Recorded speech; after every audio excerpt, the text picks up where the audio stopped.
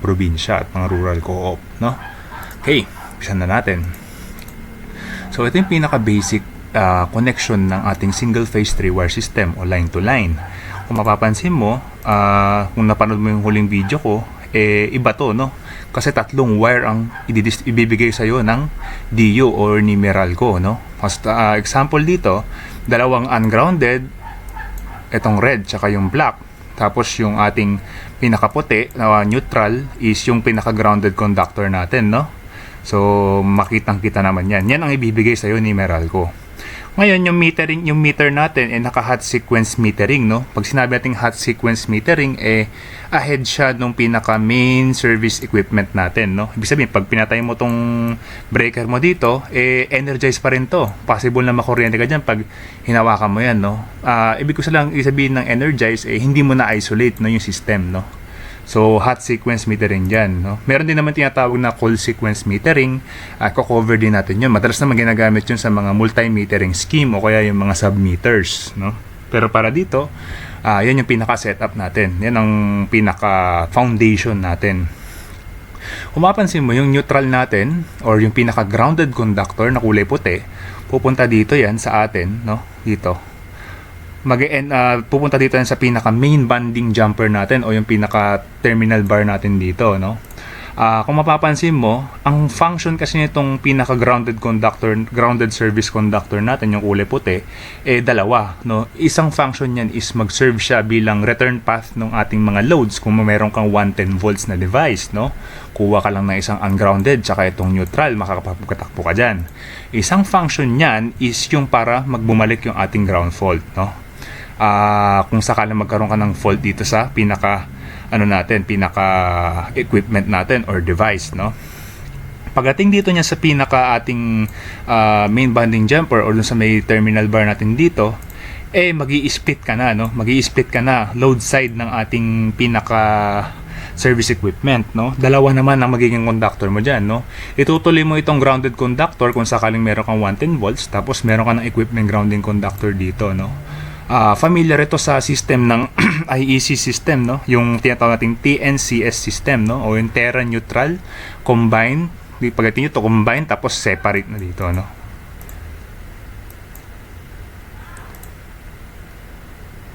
Teka lang. Okay. Halimbawa na lang magbigay tayo ng example dito, no? Kunyari, nagkaroon ito ng pinaka-insulation fault tong equipment natin, no? Yung sa may pinaka-ungrounded natin, na-ground itong pinaka-enclosure niya, no? Paano ang mangyayari dyan? Kung wala kang equipment grounding conductor dito, malamang dadaan kay Mr. Bean yan, pabalik sa kanyang pinaka-source, no? Diba? Possible na ma-shock itong si Mr. Bean. Pero, sabihin mo nang meron kang equipment grounding conductor dito, kahit magkaroon ka ng ground fault dito, o halimbawa yung pinaka-enclosure na-energize dahil sa insulation niya, di ba? Bumigay. Katulad ng mga example, water heater. Babalik dito yan, no? Sa pinaka-equipment grounding conductor natin. Doon lang during condition lang na yun, mag-activate yung pinaka-equipment grounding conductor natin. At syempre, dahil meron kang bonding dito, babalik sa pinaka-source yan. Para pagbalik niya dito, ay mapapatrip niya yung pinaka-breaker natin, no? Dahil low impedance spot ito na tinatawag natin, mapapatrip niya yung pinaka-breaker natin, no? Unlike kung dito mo pinadaan sa lupa yan, halimbawa wala kang equipment grounding conductor, pabalik dito, sobrang taas ng impedance nitong lupa, hindi mo mapapatrip ang breaker na ito, no? Kaya sa mga system na mga TT earthing system, no, yung mga di-discuss natin sa susunod, gumagamit sila ng tinatawag na residual current device, no? Sa mga IEC world, no? Actually sa NEC, PEC meron din yung GFCI, pero hindi muna yun yung pinaka main ng topic natin, no? I-discuss din natin sa mga susunod dyan, no? Kung saan natin nire-require yung mga ganung bagay. Okay, mapapansin mo rin dito sa ating system, 2-pole yung breaker, no? Tapos dito naman sa ating load natin is 230 volts. Kung mapapansin mo, 230 volts yan, kaya hindi mo nagagamit itong grounded conductor mo dahil tandaan mo, yung 240 volts mo dito is in between itong dalawang ungrounded, no? Kaya nga tinawag nating 120, 240, tapos 120 naman itong pinaka isang ungrounded tapos yung neutral mo or yung grounded conductor, 'di ba? So Pag ang ruling kasi sa PEC, i-check natin mamaya kung bakit 2-pole yung breaker na yan, no? Pati itong meter na to, bakit ganyan ang pinaka main connection niya, bakit naging ganyan, no? Iba siya sa connection ng line to ground na connection. Okay, next tayo. Medyo mahaba-haba itong video na to, kaya stay tuned lang kayo. Unang-una pag-uusapan natin dito saan yung pinaka service point natin, no? Yung service point natin dun ang boundary ng ating DU tsaka ng ating pinaka customer, no? O yung premises wiring na tinatawag. Ang PEC mo ay kino-cover itong part na to. PEC part 1. Itong part na ito ay kino-cover naman ng PEC part 2. No? Or sa standard na ng mga Meralco tsaka ng mga DU, Rural Co-op, yung NEA Bulletin na tinatawag. Kung di nyo pa napanood yung unang episode, panoorin nyo na, no? Meron din yung National Electrical Safety Code na ina-apply din. Kung mapansin mo, yung pinaka-grounded conductor natin yung pinaka-messenger wire natin, no? Na-discuss ko na rin to. Bakit bare yan, no? Dahil nga, kung makikita mo yung messenger wire na yan, grounded sa source yan, no? Kaya kahit ito ay mahulog sa ground, no? Hindi ka magkakaroon ng ground fault dahil nga parehas lang ng potential ito from the ground, no? Kahit hawakan mo yan, hindi ka makukuryente, no? Basta sure lang na ground nila sa source yan. Which is technically dapat required yan. Ito yung pinaka full line naman na installation. Itong diagram na to nanggaling sa Meralco handbook, no? Low voltage grounding handbook, no? Kung mapapansin mo, galing sa pinaka service cap natin, no? Binigyan ka ng isang grounded service conductor tsaka dalawang ungrounded, no? Sa meter base mo naman, ganyan yung connection, yung pinakita ko kanina. Discuss natin mamaya yan, no? Tapos nandito yung pinaka main bonding jumper mo kung saan binaband mo itong enclosure na to ng service equipment, tapos itong grounded conductor mo tsaka yung equipment grounding conductor mo. Master, ito bang pinaka grounding electrode conductor mo tsaka yung ground rod mo, kailangan bang palaging nasa service equipment mag-terminate yan? Actually, iba-iba. Pwedeng ibang location yan na i-discuss ko rin mamaya. Stay tuned lang kayo. Okay. Kung mapapansin mo, yung mga unang diagram natin, pinagsama ko yung grounded conductor na natin, no? Terminal bar, tsaka yung equipment grounding terminal bar. O yun, di ba? Magkaisa yan kanina Ngayon magkahiwalay. So possible ba na magkahiwalay yan? Actually, yes, no? Ang required lang naman sa iyo magkaroon ka ng main bonding jumper sa service equipment, no? Which is technically ginawa natin dito dahil meron tayong bonding dito at sa enclosure bonding din, no? So otherwise, anything will do, no? Wala kang problema doon. Eto. Saan mo pwedeng ipwesto o i-terminate yung pinaka-grounding electrode conductor natin, no? Actually, ang nire-require ni PEC, i-ground mo yung pinaka-grounded conductor o yung neutral mo, no? Yung kulay puti, no? Pwedeng neutral ang tawag ko dito kasi nga 3 wires ito, no? Nasa gitna yung pinaka-grounded conductor mo, kaya pwedeng neutral, ha? Pero sa ibang system, kung di nyo panapad yung una kong video, panoorin nyo rin yung pagkakaiba ng grounded sa neutral sa equipment grounding, no? Okay. Dito, mapansin mo, sinasabi dito na from sa pinaka-location na to, pwede kang maglaglag dyan, i-grounding mo dito yan. Pwede rin dito sa pinaka-meter base mo. Pwede rin dito sa may service equipment mo na. Basta yung pinaka-grounded conductor ang i-ground mo. Master, okay lang ba na dalawa yan? Actually, hindi nire-require ni code yan, pero parang sayang naman kung dalawa mong i-grounding yan unless remote yung area or masyadong malayo. Possible yun, no? Pero para sa akin, kung isang assembly lang ito na magkakasama naman yan, bakit mo pa kailangan gawin yun, di ba? Masyadong sayang yun. So, anong preferred ko, no? Mamaya sabihin ko sa inyo kung anong location yung pinaka-preferred ko. So, ito pinaka-una example natin. Nag-terminate tayo dito sa may service equipment natin, no? Dito sa may ating grounded conductor terminal bar, no? Ito yung pinaka-preferred ni Meralco at preferred ko rin. Bakit? Kasi meron kang sariling terminal bar, no? Na kung saan meron ka talagang space for proper connection ng ating grounding electrode conductor, no? Yung grounding electrode conductor mo, not necessarily na dapat na dapat kulay green or not necessarily din na dapat insulated yan. Ang bawal lang gamitin dyan ay kulay puti dahil ang code nire-require niya ang puti para sa grounded conductor. Bawal yan for anything else, no? Unless i-follow mo yung mga restrictions sa codes. Pero sa grounding electrode conductor, gagamit ka ng puti. I don't think so, no? mukhang hindi pinapayagan ni PEC yan. Okay. Eto, grounding service supplied, no? Pwede yan.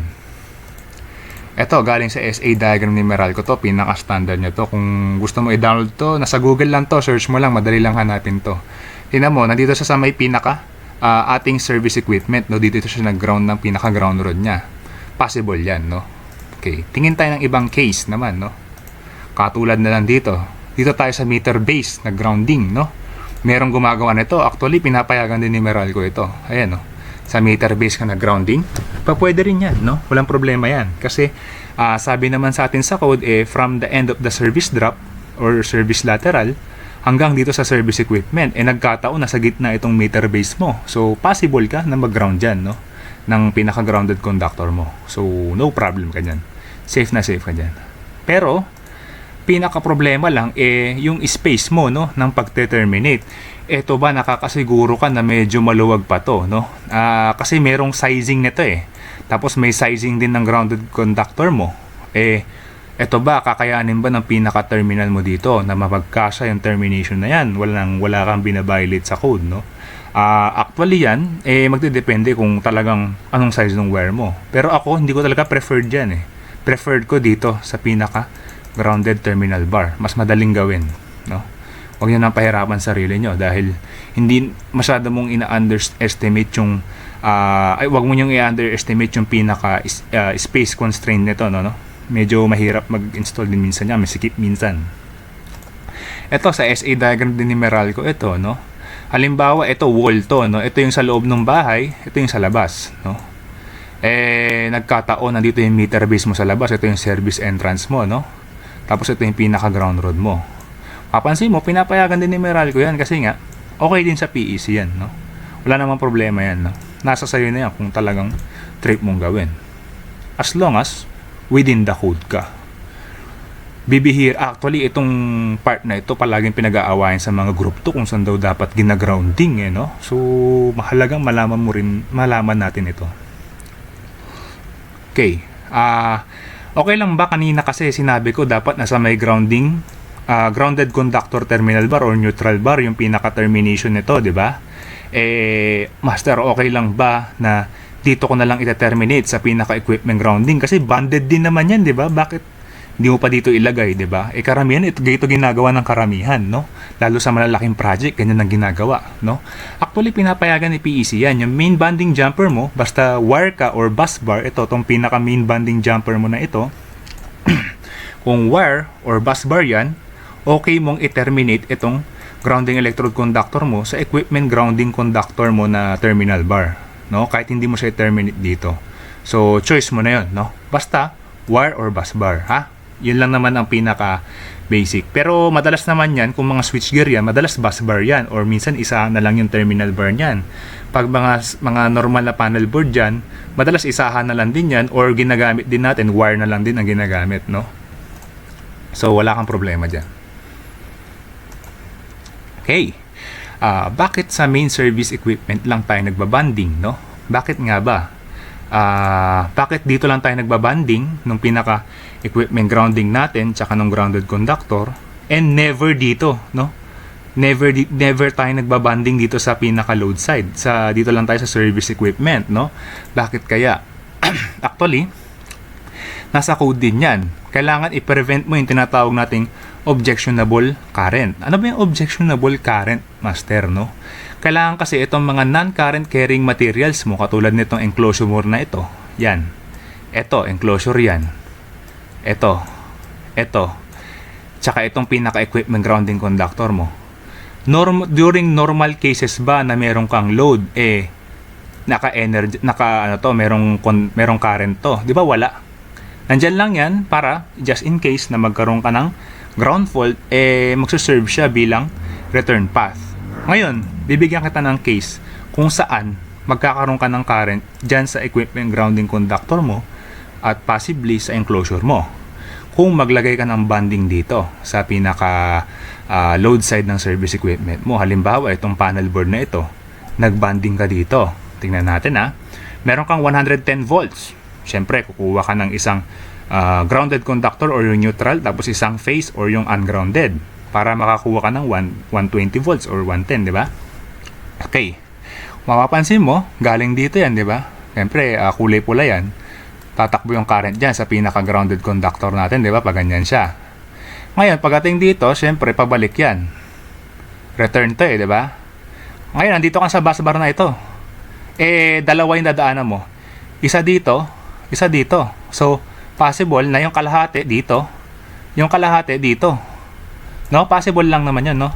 Pero not necessarily na ganun ang hatian niya, no? Pwedeng 1/3 dito, tapos sa kabila, kung ano yung tira. So, mapapansin mo, para makabalik sa source, dalawa yung dinaanan niya. Kaya itong banding dito, hindi inaalaw yan. Kasi nga, hindi ka pwedeng magkaroon ng energized na equipment grounding conductor during normal conditions, no? Violation ng code yan. Kaya nga, mahigpit ito sa PEC, no? Kung mapapansin mo, pag iniintindi natin yung word ng o binabasa natin yung wording ng PEC, napakahirap intindihin, no? Prevent objectionable current. Ano nga ba yung objectionable na current na yan? Lalo na kung di tayo masyadong bihasa sa English, mahirap intindihin yan. Well, pinag-aralan ko ito sa mga libro ni Mike Holt, tsaka sa mga libro ni Mac Partland, no? Sa mga NEC handbook, dahil nga yung PEC natin is adapted from PEC, no? At ito yung pinaka-basic explanation na walang video na tumutukoy dito or kahit sinong mga seminars or webinars na nagtuturo kung bakit wala kang banding dito sa load side, no? Actually, ang dami kong nakitang installation na ganito, lalo yung mga meter center. Pinag-banding ba naman nila yung mga neutral, no? Or grounded conductor, tsaka yung equipment grounding conductor, which is isa rin sa mga dahilan bakit nasisira minsan yung mga meter natin, no? Kasi nga pinaka-enclosure mo energize 'di ba? So anong effect nun, 'di ba? Syempre may effect din yun sa system mo, no? Hindi lang naman yun ang possible na magkaroon ka ng inductive current, no? Na kasi syempre meron din tong magnetic induction. Kaya napakalagang malaman nating mga electrical practitioner ito, no? Tong objectionable current. Kasi maraming gumagawa ng banding sa load side ng service equipment, which is technically hindi naman diretsong violation ng code, pero bina-violate mo itong portion na ito, no? Okay. So, next tayo sa pinaka-parts naman na iba. Nagkataon na 230 volts yung mga loads natin, kaya hindi natin ginamit yung grounded conductor, no?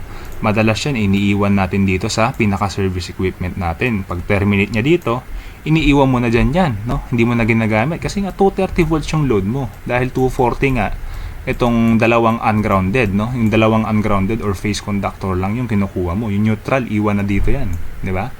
Kaya yung iba tinatawag ground wire daw ito, no? Which is technically wrong, no?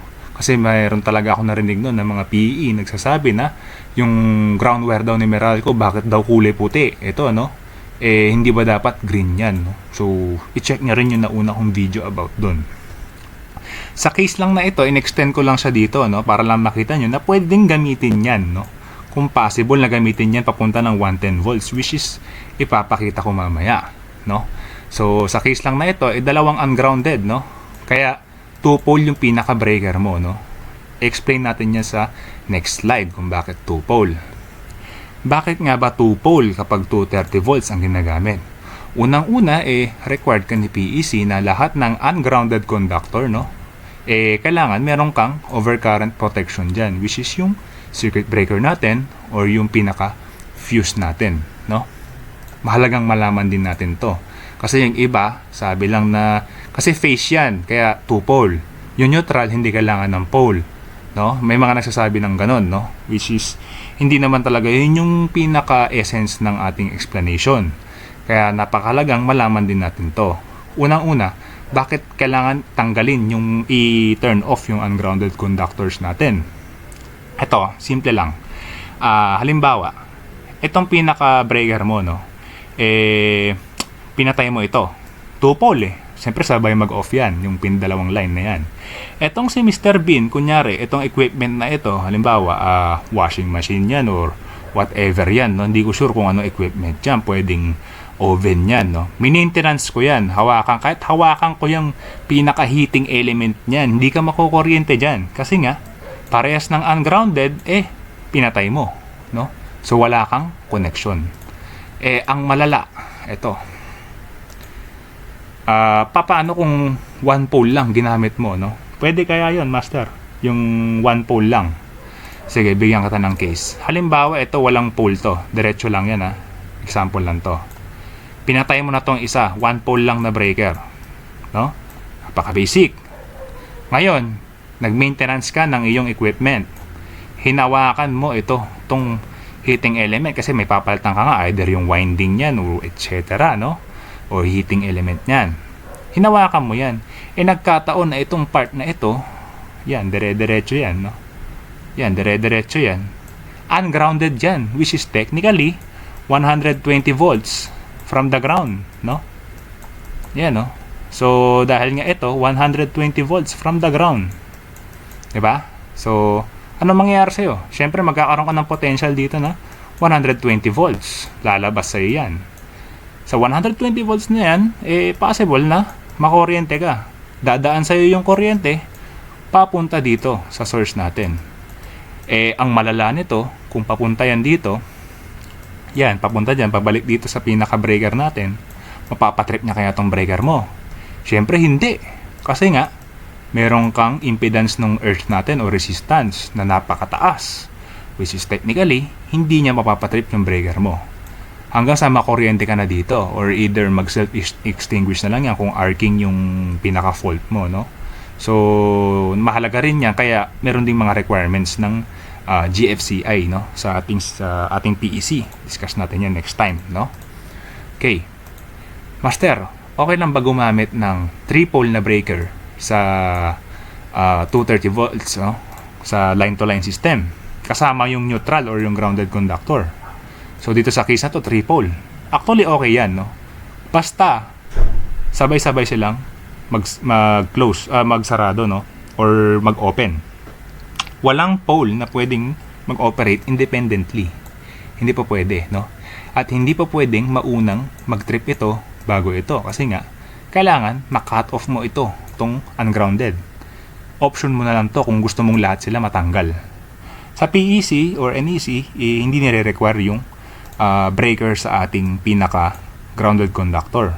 Pero sa IEC standards, merong part doon na kapag yung harmonic load mo or yung unbalanced current mo dun sa pinaka-neutral natin mataas, no, in terms of percentage, nire-require kang magkaroon ng isa pang pole sa neutral or sa grounded conductor, which is magandang topic din na pag-usapan. Pero dahil nasa Pilipinas tayo, override muna natin siya ng PEC natin, no? Ito naman yung pinaka-basic. Pero kung designer ka or specifier ka ng system, pwede mo ring i-follow yung IEC standard, though it's not required, no, sa local jurisdiction natin. Okay. Pwede bang gamitin ang grounded conductor para sa 110 volts o yung neutral mo, no? Ayan, binigyan natin ng case dito, no? Pag ginamit mo to, ayan, patakbo ka ng wire dito, yan. Take note lang, ha, magpatakbo ka ng separate na kulay puting wire, ha? Huwag mong gagamitin tong equipment grounding conductor mo, okay? Kasi maraming gumagawa niyan. Yung iba, ang ginagawa, iba ganyan yan. Ang ginagawa, ito yung ginagawang pagkaganyan niya dito, niya jumper na ganyan sa pinaka-receptacle niya, which is violation ng code yan. Bawal yan. Huwag niyong gagawin yan, no? Kahit sa IEC standard, binabawal yan. Yung tinatawag nating yung load side banding na naman. Katulad dito, binanding mo na ganyan. Possible na load side banding na naman yan, di ba? Or magkakaroon ka ng objectionable current dito. Basta yung objectionable current natin magkaroon ka ng current sa equipment grounding conductor mo or sa enclosure, which is hindi dapat, no? Dapat alam mo rin yan, no? Para safe ang installation mo. Okay, pwede ba yan yung 110 volts? Actually pa pwede. Pero hindi advisable ni Meralco yan dahil nga na-discuss ko na rin to ng last video sa episode 2 ata. Dahil bibihira yung 110 volts mo, no? Possible na ikaw lang yung merong ganyang load. Ang tanong dyan, siyempre sa neutral dadaan yung current mo, di ba? Yung unbalance kasi nitong dalawa, yung neutral ang sasalo, di ba? Paano kung isang phase lang, tapos yung kapitbahay mo isang phase lang din? Black, white, black, white, black, white. Walang nag-tap dito sa red tsaka white. Paano mag-cancel out yun? Di mag-overload ka dito sa isang line na to. no? Unlike sa US, napakaraming 110 volts. Tsaka pag dinesign nila yung system nila, considered na yung 110 volts, no? Kaya pag nagkaroon ng code calculation, no, yung mga load calculation natin o design analysis sa US, tinetake consider na nila yung summation nung pinaka conductor na current natin sa neutral. Kaya nagka-cancel out yan. Kaya nga pinapayagan ni PEC na mas maliit nga ito unless may harmonic load ka, di ba? So siguro si Meralco ayaw lang niya talagang masabugan ng kasi maraming beses na rin nasasabugan si transformer si Meralco, nasisiraan, no, dahil sa mga ganyang case noon. Kaya ayaw na rin niya. Tapos meron din nung 80s nauso nga yung mga local na product kasi nga Filipino first tayo noon So binoykot, hindi naman natin binoykot, pero parang sinuportahan natin yung gawang atin na 230 volts na mga equipment, no? Kasi yun yung locally manufactured, no? Kasi mga 110 volts noon madalas mga amboy lang talaga nakakabili niyan, yung mga galing ng US, yung mga kamag-anak natin galing ng US. Kasi unang-una number 1 trading partner natin sila, no? Noon. Kaya i-check nyo rin yung episode 1 natin kung bakit, no? Okay. Possible ba sabay yung 230 volts tsaka 110 volts, no? Yes, of course, no? Pero take note lang na dito 2 pole, ito 1 pole na lang to sa 110 volts. Ito 2 pole, no? So possible yan. Pero again, hindi na-advise ni Meralco yan, no? Hindi niya recommended. Okay, ito. Bigyan kita ng example para lang gets natin to. Bakit pala 1 pole lang yan? Kasi kung patay mo na tong breaker na ito, ang nire-require lang naman sa'yo ni PEC i-off mo lang naman yung pinaka ungrounded conductor mo, which is tong kulay pula. So wala nang power tong kulay pula, di ba? Kasi naka-off na tong breaker mo. Ako, kung magme-maintenance ako, palitan ko tong heating element ng heater natin. Kahit hawakan ni Mr. Bean yan, hindi siya makakuryente. Kasi nga, itong pinaka-grounded conductor mo, sa source niya, naka-ground dyan. No? Which is technically 0 volts from the ground, no? Kaya ito si Mr. Bean, yung hinahawakan niya, is technically 0 volts from the ground. So, hindi ka makakuryente. Kung gusto niyo subukan, subukan nyo, no? At malaman nyo kung talagang totoo yung sinasabi ko. Kung nasubukan nyo, comment nyo na lang dito. Pero di ko ina-advise na hawakan nyo yan. Okay, yan yan. Tuwag nga nabanggit ko, bakit single pole, no? Kasi nga, hindi required na i-trip mo yung pinaka-grounded conductor mo. Ito yung sinasabi ko kanina, 1 pole na switch, no? Isa rin sa mga common na violation ni sa mga system dun sa line-to-line system ni Meralco, no? Yung paggamit ng 1 pole na switch, no? Sa ating dalawang ungrounded conductor, yung line-to-line na system, no? Very common sa atin, no? Kahit sino gumagawa niyan, no? Na walang nakakaalam na isang malaking violation ng PEC yan, no? Bakit? Sabihin mo ng inon mo to. Ngayon, ito na yung ilaw mo, yung bumbilya mo. Palitan mo na yung bumbilya mo. Nagkataon, nahawakan mo tong itim na conductor. Aba, ungrounded dyan, di ba? Meron kang 120 volts ulit dyan na mag-a-appear sa katawan mo. Saan pupunta yan? Siyempre, sa ground, dadaan sa'yo yung kuryente, papunta sa source, babalik dito. Again, mapapatrip niya ba yung breaker mo? Aba, siyempre hindi, kasi mataas yung impedance ng lupa Hindi mo naman ma-expect yan Diba? So, mapapatrip niya yung breaker mo? Hindi. No? Kaya meron tayong mga GFCI na ginagamit.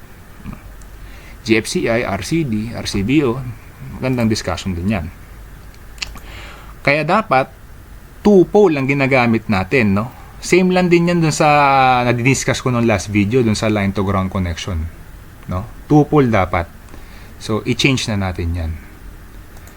Pero kung 110 volts yung light mo, okay lang ba na 1 pole lang yung switch mo? Yes, of course, same principle lang din, no? Kasi nga kahit hawakan mo yung isang grounded conductor, wala kang problema, no? Safe na safe ka. Okay, dalawang set ng single pole na switch. Yan, malaking violation ito Huwag niyong gagawin to. Malaking violation yan. Same principle lang din. Kung in-off mo to, itong pinaka-breaker na ito, off na yan. Hinawakan mo pa rin to, nagpalit ka ng bumbilya, nahawakan mo tong part na ito. Pwede kang ma-shock dyan, no? Possible yan. Kaya hindi pa pwede yan. At plus, kailangan disconnected simultaneously yan. Required na code dyan. Hindi ka pa pwedeng basta-basta lang na maglagay ng dalawang 1 pole. Kasi yung iba, common sense sabihin uy, 2 pole ng breaker switch na kailangan. Ba't di nila ako gumamit ng dalawang 1 pole kasi 2 pole yun? Ano na yan, no? Isip bata na lang siguro yan, no? Parang common ano lang yun. Pero violation ng code yan. Huwag niyong gagawin yan, okay? 2 pole na switch para sa 110 volts sa device. Pwede yan, no? Actually, preferred ko nga rin to Maganda nga yan Kasi pinaka-safe yan. Okay. Paano yung mga yung mga 3-way tsaka 4-way switching sa ating line-to-line system? Medyo madugo yan, no? Nire-require ka ni code na magkaroon ng switching sa pinaka-ungrounded conductor. Yung grounded conductor mo, yan yung pinaka-return mo, no? Yan yung dire-diretso talaga yan sa ilaw, no? Papunta sa source. Yung traveler mo yung pinaka-ungrounded. Kung sa mga hindi pa masyadong bihasa sa terms, yung traveler mo itong part na ito, no? Yung in between ng dalawang 3-way switch. Yan, 3-way switch kasi yan Bakit naging 3-way? Discuss natin, no? Parang basic principle lang din. Ito, 3-way. 3-way yan kasi 1 tapos 2, no? Tatlo, 1, 2, tapos 3. Ito, 1, 2, tapos 3. So, 3-way, no? Walang problema. Ginagamit to sa mga hagdan o kaya dun sa may mga iba-ibang location kung gusto mong i-on at off yung ilaw, no? Yung hindi ka nabababa sa hagdan, di ba? Hassle nga naman kasi gawin yun. Possible na itong switch na to nasa baba, tapos ito nasa taas. Okay? So, pwede mong i-post tong video na to para mapag-aralan mo yung diagram na ito. Nire-require ka lang ni PEC na yung ungrounded circuit conductor mo, dapat nasaan? Yan yung dapat na meron kang switch, no? Hindi sa grounded, Okay. Ngayon, paano naman yung 4-way switching natin? 4-way switching, ganun lang din. Dalawang 3-way to, dalawang 3-way. Siguro ito nasa ground floor. Possible. Ito nasa second floor. Ito nasa gitna. Pwede sigurong may landing sa gitna, no? Parang, alam mo yun, yung hagdan na ganyan. Parang ganyan siya. Hagdan, tapos landing na ganon, tapos pa ganon, di ba? Parang ganyan. Nandito yung pinaka-switch. 3-way, 3-way, tapos ito yung 4-way. No? Possible yan. Walang problema dyan. Ngayon, required ka pa rin na sa ungrounded conductor ka pa rin, no? Yung grounded conductor mo, kailangan tuloy-tuloy lang yan. Hindi mo pwedeng i-switch yung grounded conductor. Ruling yun, master, line-to-line system tayo, parehas ungrounded yung conductor mo.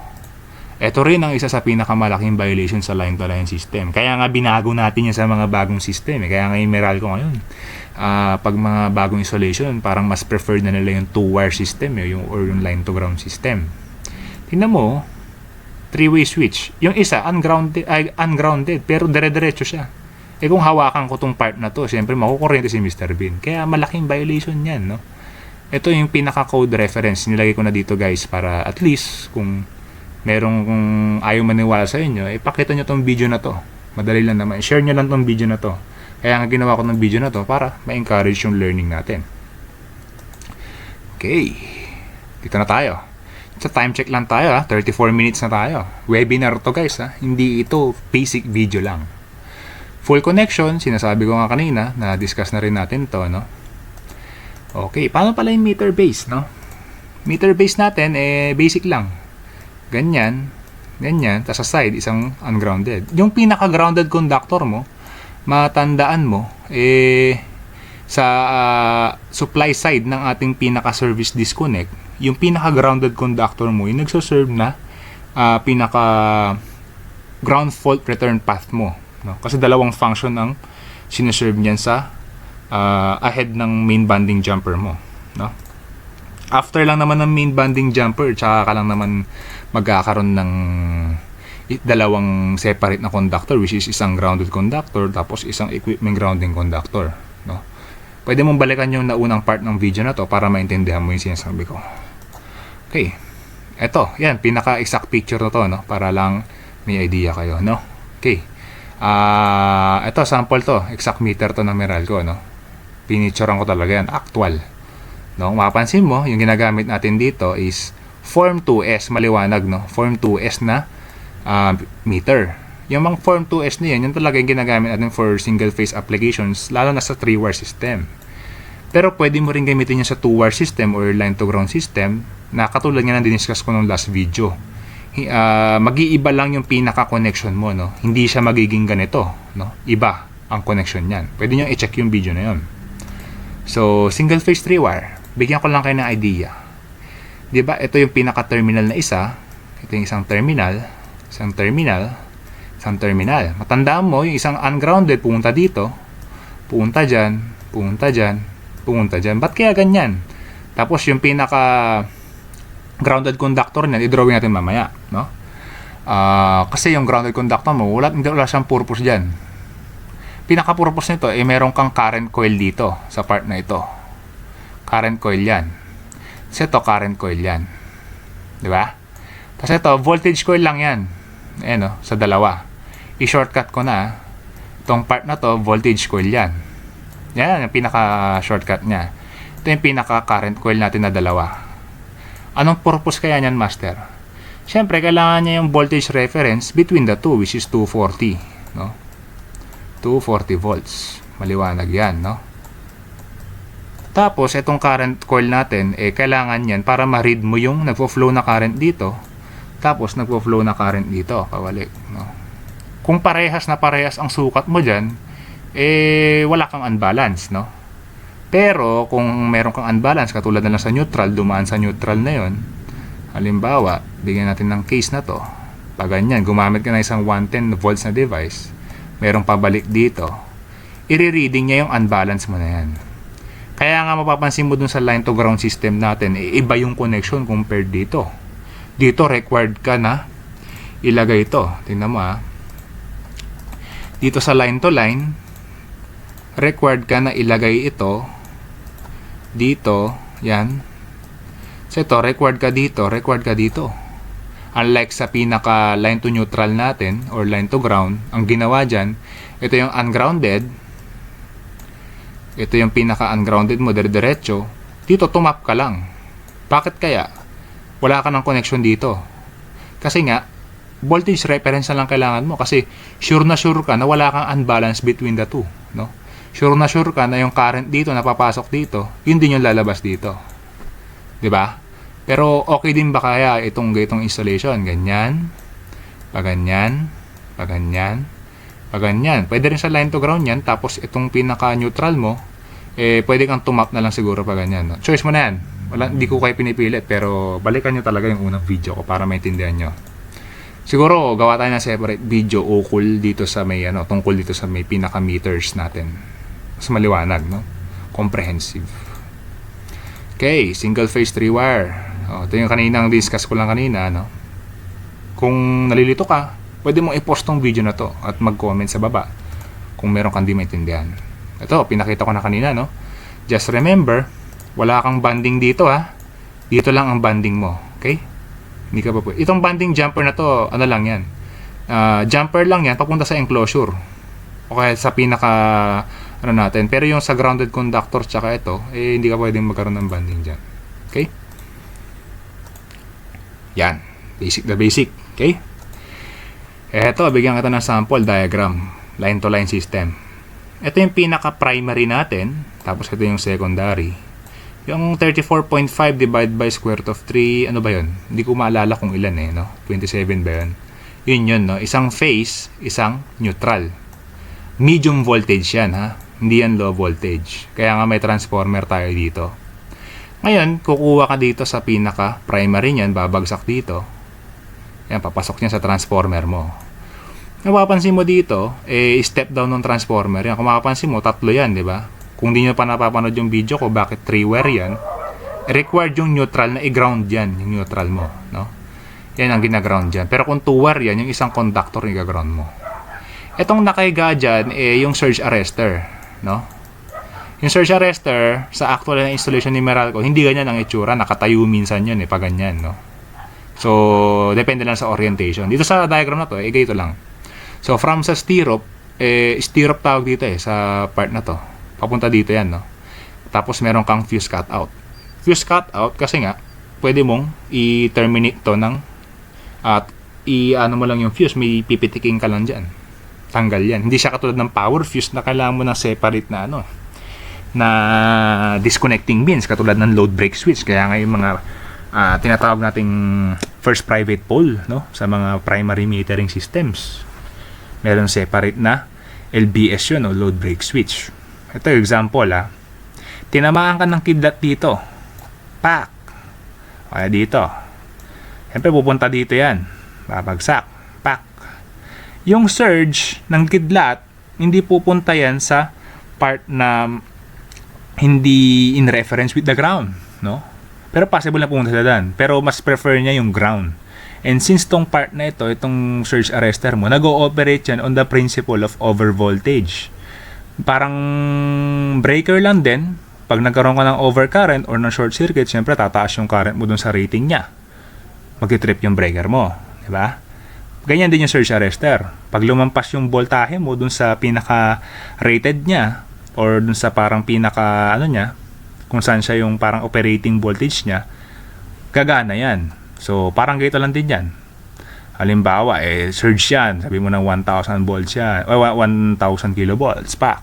Example lang yan, automatic mag-ooperate yan papunta sa ground, madidissipate niya yan. Ang malala, ito pakita ko sa inyo, kumidlat, pak, tinamaan niya ito. Ang malala dito, tumama yan saan? Hindi sa phase conductor, sa grounded conductor. Kasi nga yung grounded conductor mo is in reference with the ground. 0 volts. Mas preferred na yan, no? Tatamaan yan, tatakbo sa grounded conductor yan. Matatandaan mo yung grounded conductor mo, grounded dito sa may service equipment o sa meter base, papunta sa ground. Kaya nga, meron kang grounding electrode dito, no? Isa yan sa mga dahilan bakit nire-require ka ni PEC dyan, no? Kasi maraming tatanong, Master, nag-grounding na nga yung utility dito, mag-grounding pa dito. Parang redundant naman na yan, sayang sa pera, no? Pero required ni PEC yan. Okay, sa pa-example paano kung kumidlat, tinamaan itong pinaka-phase conductor mo or yung ungrounded conductor mo? Tatakbo dito yan. Pak, pak, pak, pak, pak. Yung phase conductor mo, hindi naman grounded yan So, dire-diretso sa motor mo, sisiraan niya yung motor mo. Kaya nga dun sa pinakabagong version ni NEC na 2020, nire-require yung mga dwelling units na magkaroon ng surge arrestor, no? Yung surge arrestor mo, nakatap dito yan sa pinaka, natin, no? Papunta sa ground. Sabi mo nandito. Example lang to, diagram lang, basic lang. Pero discuss din natin yan sa mga susunod. Basic diagram lang, para pag nagkaroon ng kidlat, tinamaan yung ungrounded conductor mo or phase, tatakbo dito yan, mag-ooperate yan. Same principle lang ang SPD tsaka surge arrestor. Halos same principle. Operates on the principle of overvoltage, no? Parang synonymous din yan sa circuit breaker. Ito, NEC 2020, bago, no? Hindi pa natin na-adapt to, pero magandang ma-discuss ko na rin.